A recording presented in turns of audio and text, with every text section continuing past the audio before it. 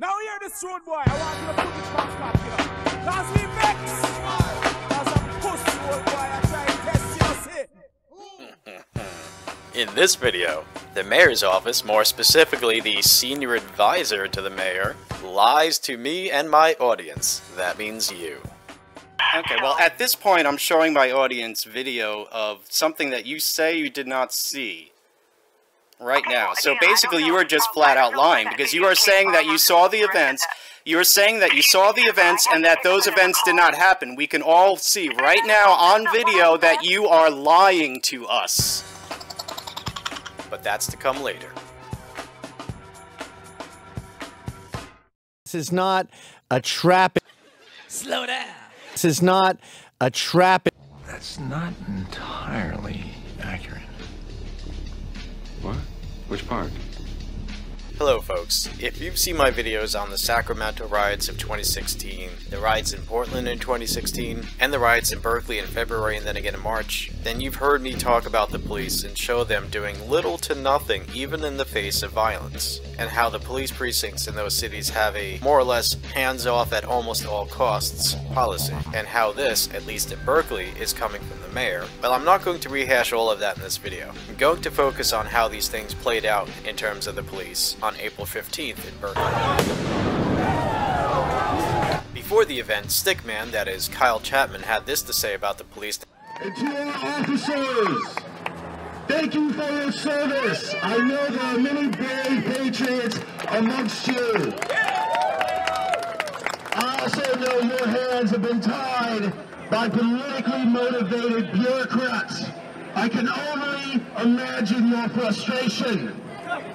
Let's hear it for our police officers, everybody. We're doing the job this time. Even earlier that day in the rally, he still had faith in the police. In reality, the police did do a little early on when things were not very heated, but when things were heated, they did almost nothing. Kyle Chapman was not the only speaker to misplace trust in the police and to praise them prematurely. Stuart Rhodes, apparently the founder of the group called the Oath Keepers, who are so blatantly racist that they had things to say like this. We stand for the First Amendment for all Americans. Doesn't matter who you are, what color you are. Oh, and this. What I have to say is we are here, and we will be here anytime any American of any color, of any political ideology is under threat of violence. We will be there to stop it, as is our oath, as our oath requires us.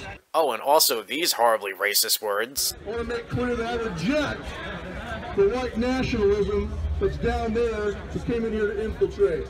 Yes, there were racists at the rally in Berkeley. There were liberals, there were moderates. I was watching young liberals argue and debate with Trump supporters, and I watched Trump supporters condemn the racists. That is not what we're about. This event was mixed, but had this to say about the police. I'd like to give a round of applause to Berkeley PD, who today did it right. Give a round of applause. But then again, he did not entirely trust the police, because he also said this. We actually have some current-serving cops here from California who are here in plain clothes to stand up. And he did take a jab at them here. And it would have been very embarrassing for the Berkeley PD if they had to have other officers on their own time for free come here and do their job for them. Now, remember that McGinnis said that it's not a trap. And again, to guys who are thinking about going, this is not a trap. It's not a giant brawl where we're all meeting. There's security everywhere, military people doing security. Yeah, we're taking measures for security. So, and we're not going with the intent to brawl. It's going to be a peaceful protest, but we will defend ourselves. Well, it wasn't really a trap, but it kind of was a trap. The police disarmed the members of the rally, did not disarm the other side, and then stood back and let the other side carry what they already deemed to be weapons, such as flagpoles, pepper spray, etc., into the park. But there was a list issued by the Berkeley Police Department that said what is and is not allowed, or what's not allowed to be brought today, and pepper spray was on the list of what you're not allowed to bring. And of course Antifa did anyways, and so that's what they've done. Furthermore, the police did nothing as the Antifa side threw one M80 after another. well over a dozen as I've seen in these videos, if not 2 dozen or more. The police did nothing as the Antifa side circled around the back of the rally and attacked the rally from behind with M80s, rocks, a heavy-duty U-shaped bicycle lock, flagpoles, and so on, and at least one of them walked into the rally itself brandishing a knife. Police at the Berkeley event, there was very few, maybe a dozen, maybe a little bit more. They did have masks, they had gas masks and helmets. They stayed in the park, and they mostly stayed between the divider. At one point, Antifa left the park and tried entering the rally from behind, and that's when everything went truly crazy. We had already seen them throwing M80s and mortars into the crowd. That was Antifa doing that. Yeah. So they're doing that. They're throwing this stuff into the crowd, and the cops are just watching. Yep. In effect. Yeah. Yep. People. I saw an older woman go up to the police and start demanding that the police take action because they're throwing explosives. Yeah. And the police were just standing there. They didn't leave the park. What can you tell us about how the police are responding to this? As I mentioned, the police at the beginning were very active in enforcing that no man's land in between the two sides. Officers wearing riot gear. I saw them personally break up a couple of times when both sides were threatening to throw punches at the other. Then once the M80s started being thrown, police moved back. I'm watching a large crowd of them in riot gear right now, standing under the shade of a tree, and they're really letting these demonstrations sort of unfold on the streets around them. And to our officers, thank you for your service. I know there are many brave patriots amongst you. I also know your hands have been tied by politically motivated bureaucrats. I can only imagine your frustration. Kyle Chapman raises an important point, one that I've noted in a few of my videos. The police are constrained to follow orders. As we've seen in my videos, the mayor of Berkeley flat out admits, as if there's nothing wrong with it, that in Berkeley, the police, with regards to riots, take a intervene only at the highest of costs approach. To be fair, however, the Berkeley police have stepped in occasionally to arrest people on both sides. Chapman was arrested for having a filter mask, by the way. The police had a list of items that were not allowed into the park, including flagpoles, bottles, even plastic bottles, and so on. The police effectively disarmed everybody entering the park for the rally, but did not do so for the other side even as they entered the park. So basically, we have a group of contained people who have been disarmed by the police, who are then abandoned by the police, who are sworn to protect them, and then the other side, armed with whatever they brought, were allowed to enter the park and cross over the barriers they were not allowed to cross over, and to attack from the rear as well. All while the police stood back and did almost nothing the entire day. Let's remember, folks, that the police swear oaths to uphold the constitutional rights of citizens. They swear to protect and serve. In these times and places, like April 15th in Berkeley, they betrayed their oaths. They betrayed the American people. They betrayed the Constitution. They betrayed the idea that is America. I mentioned earlier they were just following orders. Well, it should be obvious that is not an excuse. Is it okay to follow unjust orders? Is it okay to follow orders to betray people? So, I'm not as charitable as these speakers. Yes, they were following orders, but they were following bad orders. There is no excuse for that, so fuck these police. Fuck them. They are betraying us. There is no excuse for this, and we can't allow that to happen.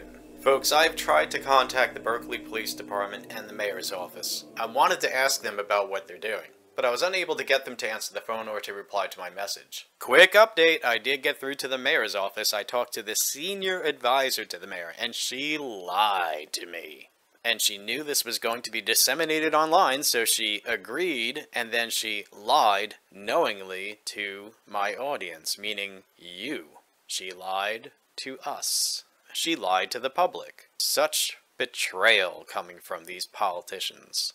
Here's a little bit of our conversation in which I admit I got a little fucking out of hand, but okay, here we go.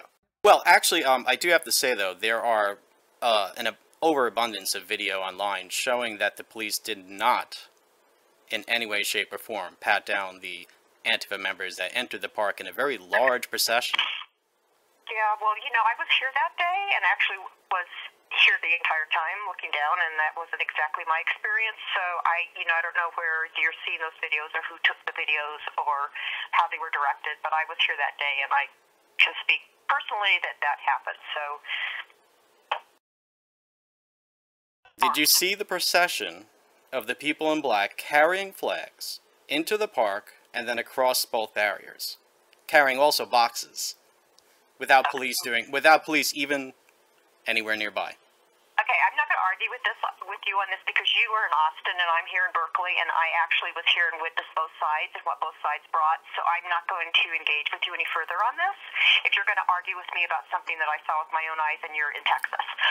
She said she watched the whole event, and then she went on to lie about things that you could not possibly have missed from the vantage point that she said she had, which was from a high building through the window, looking down at the park. Okay? So that means she saw this, and then went on to lie to us about that. For the rest of that conversation, and hopefully conversations that I will have with the police and the city manager's office, please see my next video. Oh, I know, cliffhanger. I urge you, the viewer, if you want to call the police department and the mayor of Berkeley. It would be really great if you recorded it. If you do and send it to me, I'll put it in a video. You can ask them why it is they're not upholding their oath to the Constitution, or why it is that the mayor thinks it's okay. You can ask him why he thinks it is that it's okay for domestic terrorists to commit attempted murder on people who are exercising their civil liberties. And here's the contact info of the person you want to call for the Berkeley Police Department. Unfortunately, his cell phone number doesn't seem to be in service. Now, you may be asking yourself, why is this? Why does the mayor and the police department allow this to happen? Now, I don't think it's some great conspiracy or anything like that. It's probably something very simple, like money, votes. Well, let's ask Tabitha what she thinks, because she's noticed something. Tabitha, what do you think? And what about this connection between Yvette Felarca and therefore BAMN and Antifa and the mayor and other politicians in Berkeley? Yeah, it's because the mayor wants the immigrant vote, the mayor wants the, minority vote, the mayor wants everybody's fucking vote. That and the mayor seems like a spineless little twerp. You want to know why the mayor allows this to happen? Do a quick search. Go to Yvette Felarca's Facebook page. Go down her friends list and see exactly which politicians happen to be there. There is the mayor of Berkeley. Just go down the list. This is why this woman is allowed to do what she does. She's got her fingers in politicians' assholes. Yes. And another thing is, if you look at Yvette Felarca's friends list, like I said before, to look for the mayor and the other politicians, when it comes to your friends list, the people that you interact with the more often are closer to the top of the friends list. That's how it is. That way you can effectively find them if you need to. So, the mayor of Berkeley is not at the bottom of the list. He is not at the very top of the list either. He is in the upper middle of the list, which means that she does converse and interact with him. So mostly because she probably doesn't like all of his posts, he probably doesn't like all of her posts, he's not going to be at the top, because that's what, registers as, a prime friend, is how many times they like your shit and blah, blah, blah. Or leave comments. Most likely their interactions are based purely through Messenger, because that'll put you around the upper middle. So, like I said, do a little research. Go look. See exactly who's on her friends list. So basically the mayor of Berkeley is in bed with violent domestic fucking terrorists. When I put together the poster of BAMN, the different levels, that's why I included him and the other two politicians. By him you mean the mayor of Berkeley? Yeah, because when you look the other way when something this catastrophic is happening to the area that is yours to run, and you're looking the other way, that means you're a member of this group. When I go looking through one of the head generals of this fucking group, and there you are on her fucking friends list, like, yeah, look at me, I'm a fucked up shit daisy. He is a member of BAMN. So are the other two politicians. Yeah, basically, there's no official membership for these groups. Basically, you're a member of the group if you fucking actively support the group. Yeah. So, he's actively supporting these groups. He's a member of two different domestic fucking terrorist organizations. Yeah, this is why he looks the other way. This is why he's got the cops' hands tied. This is why Yvette Felarca never gets arrested. This is why whenever you see a video of this fucking little bitch, this little chihuahua, she's filming other people with a cocky grin on her face like, yeah, I'm getting your photo and you can't do shit with mine. Yeah, so she thinks, and maybe she's right up to this point, I'm untouchable. I can do whatever the fuck I want to. In online discussions, one of the common things you hear is, why is this woman still able to teach kids, and why is she not in jail? It does seem likely that her friendship with the mayor and the state rep has a lot to do with it. So what's the connection? What is she doing for them? As I suggested, perhaps it's that she can mobilize a lot of voters in their favor. If not for them, then for their party. I really don't know. Obviously, I'm speculating. But at least I'm not like, oh, George Soros is paying everybody to do this and that. You know, it's a fairly sensible thing for us to speculate about, I think. A quick little update, folks. As we've seen earlier, the mayor's office is willing to just flat out lie to cover up for these domestic terrorists. You heard it yourself, folks. She said she watched the whole thing, and then she denied what she could not have possibly have missed seeing if she was watching the whole thing. Either way, she is knowingly providing a cover for these domestic terrorists. Keep in mind, from her vantage point, she could not have possibly have missed the attempted murder, the throwing of the M80 bombs into crowds of civilians in the park. She could not have missed the fact that the police were doing little to nothing. She could not have missed the fact that Antifa were violently attacking people. She's willing to condemn one side and to pretend that she condemns the other side, and then lies about them to protect them. To protect domestic terrorists. So there you go, folks. What Tabby and I were speculating on now seems a little bit more likely than it did before. Wow. People of Berkeley. What do you say to that? The mayor's office is just providing cover for domestic terrorists who are attacking people in Berkeley. Wow. According to Berkeley's side, December 9th, 2014, see the link in the video description below. Both of these politicians, see the photo on your screen, attend one of these rallies organized at least in part by BAMN. Notice that in this article for this rally that did get violent and destructive, folks. The mayor said, quote, having an open mic or sounding board for people to speak out is important. That's why I'm going to be there. That's why Chris is going to be there. Having some people there to hear people out is a good idea. If they don't have an opportunity to be heard, it will just create more conflict. That's our reasoning in being there tonight, unquote. Okay, folks, now, think about this. 2014, he says, I'm going to attend this event that, you know, the implication being that it's destructive, but, you know, it's going to be less destructive if these two politicians go there to hear these people out, okay? So, on the one hand, he's condoning this rally that turned into a little bit of a riot, okay? In 2014 in Berkeley, he's saying, well, no, we have to let these people have this rally and speak, because if we don't, then things are going to be worse. We have to hear them out and be there, okay? Fast forward, 2017, Berkeley in February. Oh, no, says the mayor. We can't let those people speak because, you know, then things will get worse. See the pattern going on here? Yeah.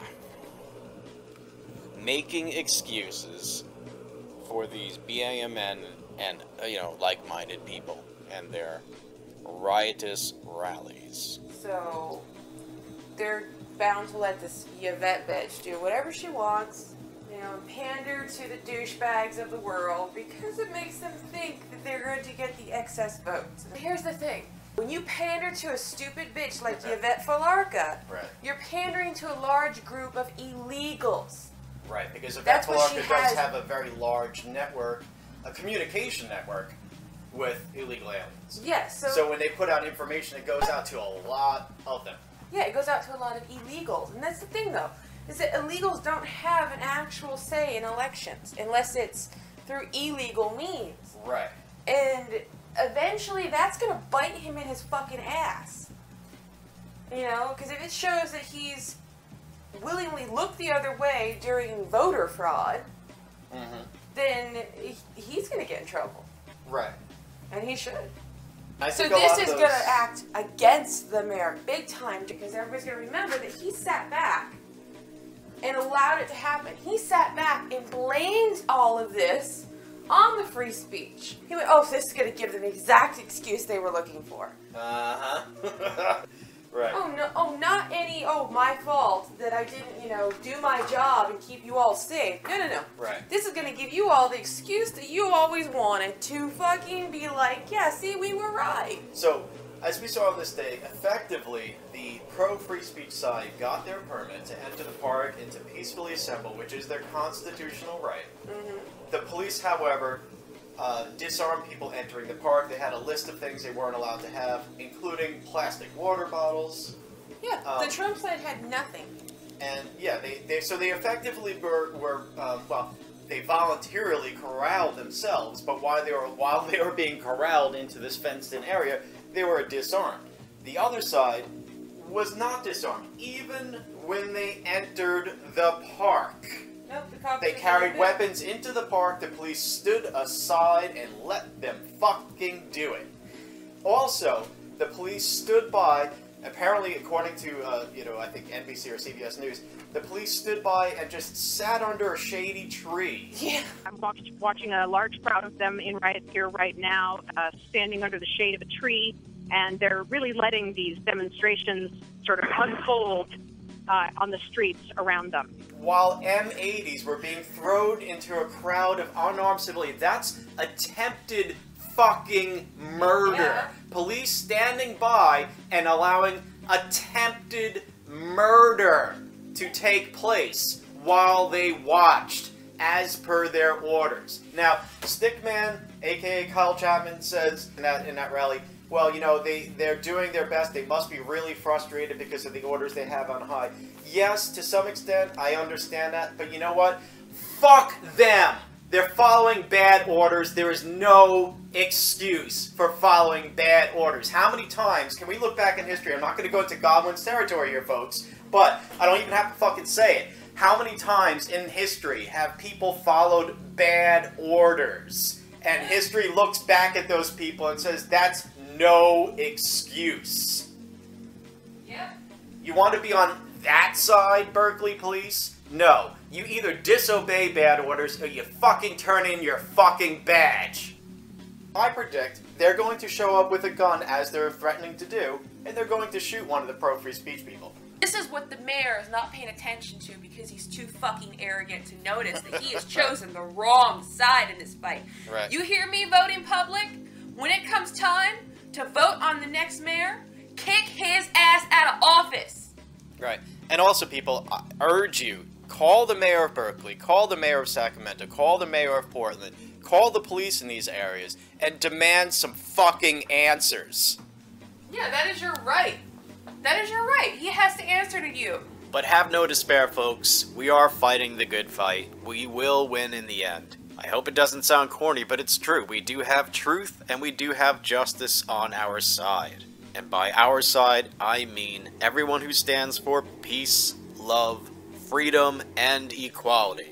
Quick reminder, folks, if you want to see the rest of my conversation with the senior advisor of the mayor and hopefully somebody else in the city manager's office and hopefully the police of Berkeley, please subscribe to my channel. Make sure you click that little bell icon, otherwise you'll never know when the new video comes out. Thank you everyone for watching. Special thanks to Robin McGurr-Dejean for giving me information that I used in this video and will use in other videos. Also special thanks to my executive producer and my fellow researcher and the love of my life, Tabitha. You ornery firecracker. I love you, you firestorm. Thank you everyone. Peace, love, freedom, and equality.